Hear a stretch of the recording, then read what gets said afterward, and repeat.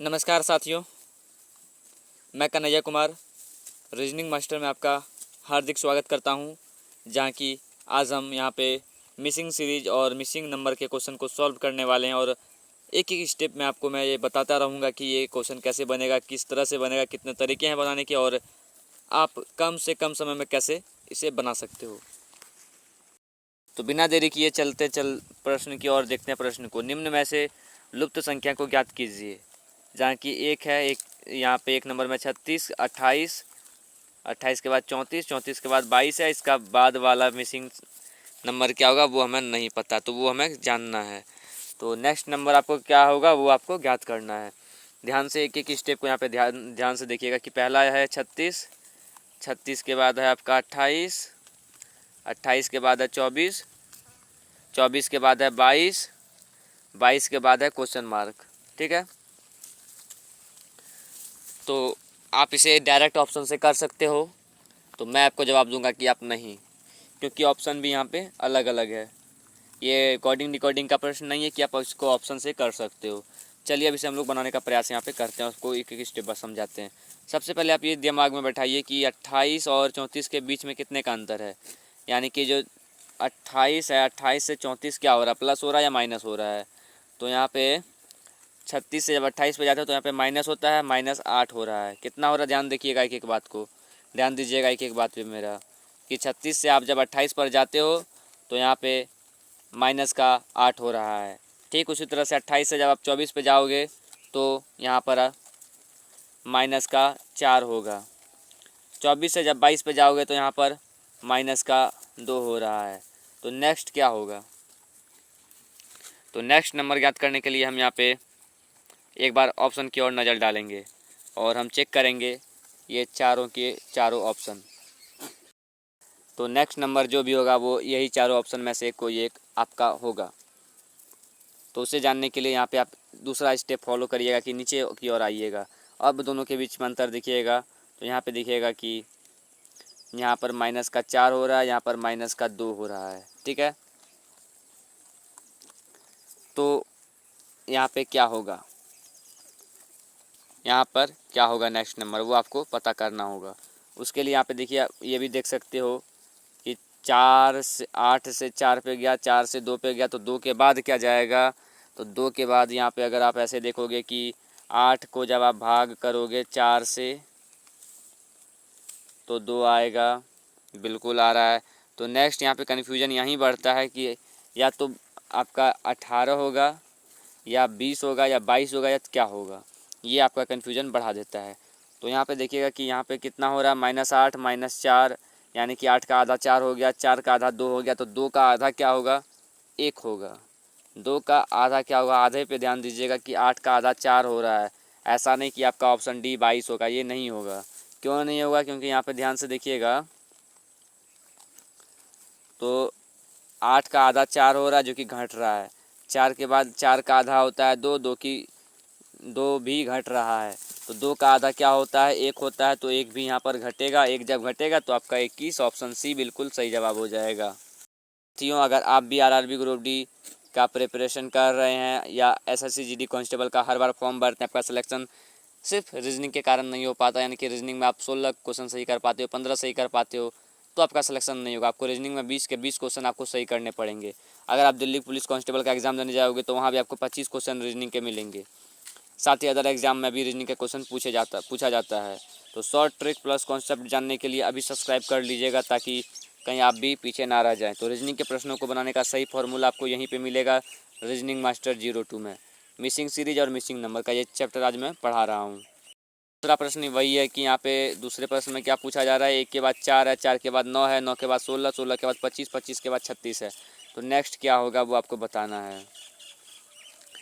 1, 1 के बाद है 4, 4 के बाद है 9, 9 के बाद है 16, 16 के बाद है 25, 25 के बाद है 36 आपका। ठीक है, तो नेक्स्ट क्या होगा वो हमें नहीं पता, तो उसे ज्ञात करने के लिए हम यहाँ पे देखते हैं स्क्वायर और क्यूब में एक बार क्वेश्चन को, क्योंकि आप अगर इसमें जोड़ घटा करिएगा तो शायद नहीं बन पाएगा। आप ऐसे अंतर देखिएगा, 1 से 4 पे गया तो 3 का प्लस हो रहा है, 4 से 9 पे गया तो +5 हो रहा है, 9 से 16 पे गया तो +7 हो रहा है, 16 से 25 पे गया तो +9 हो रहा है, 25 से 36 पे गया तो +11 हो रहा है। अब यहाँ पे अंतर देख लें तो यहाँ पे 2 का अंतर है, यहाँ भी 2 का अंतर है, यहाँ भी 2 का अंतर है और यहाँ भी 2 का अंतर है। तो 11 में 2 जोड़ेंगे तो 13 होगा। 13 और 36 आपका 49 हो जाएगा। तो 49 आपका बिल्कुल सही जवाब हो जाएगा। होगा या नहीं होगा? तो 49 भी आपका सही जवाब होगा, लेकिन ये हो गया थोड़ा लंबा तरीका।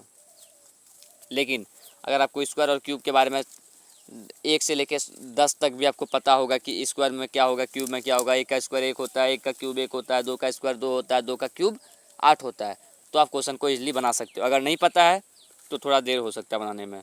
हालांकि आपका आंसर तो 49 ही होगा इस फॉर्मूले के अनुसार भी, लेकिन मैं आपको जो तरीका बताऊंगा वो ज़्यादा इजी रहेगा आप लोगों के लिए। यहाँ पे अब आप ध्यान से देखिएगा, यहाँ पे 1 का स्क्वायर कर दीजिए तो 1 आ गया। 4 कैसे आ सकता है? 2 का स्क्वायर करेंगे तो 4 आएगा। 3 कैसे आ सकता है? 3 का स्क्वायर किए तो 9 आ गया। 16 कैसे आ सकता है? 16 का स्क्वायर होगा, सॉरी, तो 4 का स्क्वायर किए तो 16 आ गया। 25 कैसे आ सकता है? 5 का स्क्वायर करिएगा तो 25 आएगा। 36 कैसे आ सकता है? 6 का स्क्वायर करिएगा तो 36 आएगा। अब यहाँ पे आपने देखा कि ये सीधे जा रहा है, 1 2 3 4 5 6 इस तरह से ये जा रहा है। तो नेक्स्ट आपको क्या करना है? 7 का स्क्वायर कर देना है।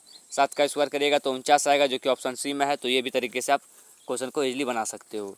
हालांकि कुछ दोस्त ऐसे भी होंगे जो कि बस क्वेश्चन को देखे होंगे, इसका जवाब कमेंट कर दिए होंगे, तो उनका मैं शुक्रिया करना चाहूँगा जो इसका जवाब देखते ही कमेंट कर दिए। नेक्स्ट क्वेश्चन भी बहुत ही इंपॉर्टेंट रहने वाला है, क्योंकि अगर आपने रेलवे ग्रुप डी का अभी तक एक बार एग्ज़ाम नहीं दिया तो ये आपके लिए 4 10 22 46, तो ये कैसे बनेगा? 4 है, 10 है, 22 है, 46 है। नेक्स्ट क्वेश्चन मार्क है। तो 4 10 22 46, अगर अंतर देखा जाए तो प्लस का 6 बढ़ रहा है, यहाँ पे प्लस का 12 हो रहा है जो कि ये भी बढ़ रहा है। नेक्स्ट में प्लस का 24 हो रहा है जो कि ये भी बढ़ रहा है। तो इस तरीके से हमने देखा कि यहाँ पे कुछ भी समझ में नहीं आ रहा अंतर। तो नेक्स्ट आप क्या कर सकते हो? तो नेक्स्ट हम यहाँ पे ये कर सकते हैं कि दोनों के बीच में अंतर देख सकते हैं कि 6 गुने में 2 अगर करें तो 12 होता है, 12 गुने में 2 अगर कर दें तो 24 होता है। तो नेक्स्ट 24 गुने में 2 करेंगे तो 48 होगा। तो 48 और 46 को जोड़ दीजिए, जो होगा वही आपका राइट आंसर होगा। नेक्स्ट प्रश्न देखते हैं। नेक्स्ट प्रश्न यहाँ पे है कि निम्न श्रेणी में लुप्त संख्याएं को ज्ञात कीजिए। क्वेश्चन वही है, 4 नंबर तक हम पहुँच चुके हैं, 3 6 18 72। तो नेक्स्ट क्या होगा? 4 ऑप्शन भी आपके पास, ए में 144 है, बी में 216 है, सी में 288 और डी में 360 है।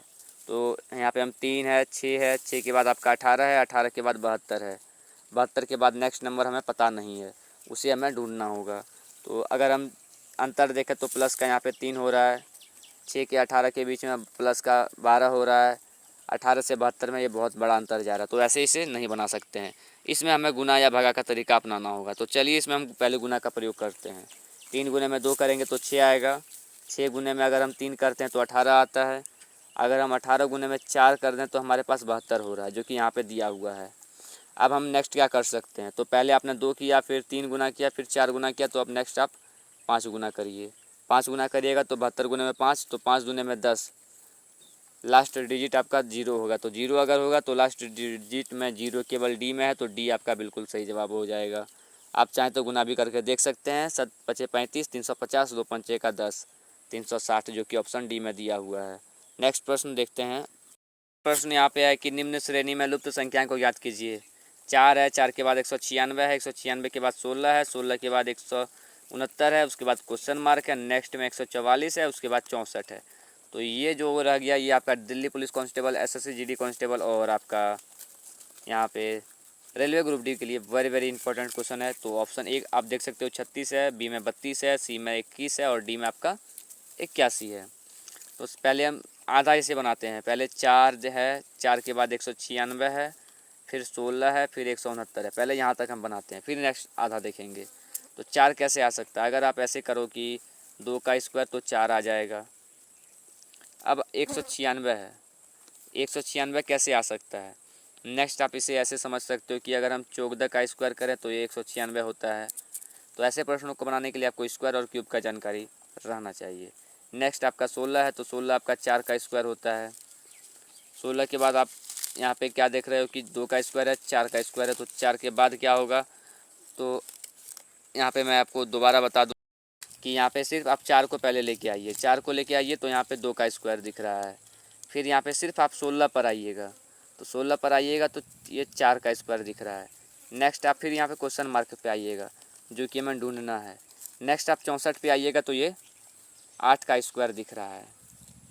64 पे आइएगा तो ये 8 8 64, आपको ये 196, 169, 144 ये उलझाने के लिए दिया जाता है क्वेश्चन में। आप थोड़ा सा आगे सोचिए। और नेक्स्ट देखिएगा कि 2 के बाद 4, तो 4 के बाद क्या होगा, और 8 है लास्ट में, तो 2 का यहाँ पे अंतर दिख रहा है, तो यहाँ भी 2 का प्लस आगे बढ़िए तो 6 आएगा। 6 का स्क्वायर कर दीजिए, जो 6 का स्क्वायर होगा वही आपका यहाँ पे बिल्कुल सही परफेक्ट राइट आंसर बैठ जाएगा। तो 6 का स्क्वायर क्या होता है, आपको भी पता है कि 32 नहीं होगा, 81 नहीं होगा, 21 नहीं होगा, तो ऑप्शन ए बचता है 36। आप 6 का स्क्वायर कैसे, तो 6 गुने में 6 करिए, 36 आ जाएगा, यही होता है 6 का स्क्वायर। तो नेक्स्ट क्वेश्चन देखते हैं। नेक्स्ट प्रश्न यहाँ पे देखते हैं, जो कि ये भी वेरी वेरी इंपॉर्टेंट प्रश्न है कि निम्न श्रेणी में लुप्त संख्या को ज्ञात कीजिए। तो ये जो प्रश्न है थोड़ा सा आपको अलग दिख रहा होगा पहले क्वेश्चन से, क्योंकि पहले आपका था सिर्फ और सिर्फ एक सीरीज आगे बढ़ रहा था, लेकिन इसमें आपको क्या है, दाहिना बायां देखना पड़ेगा।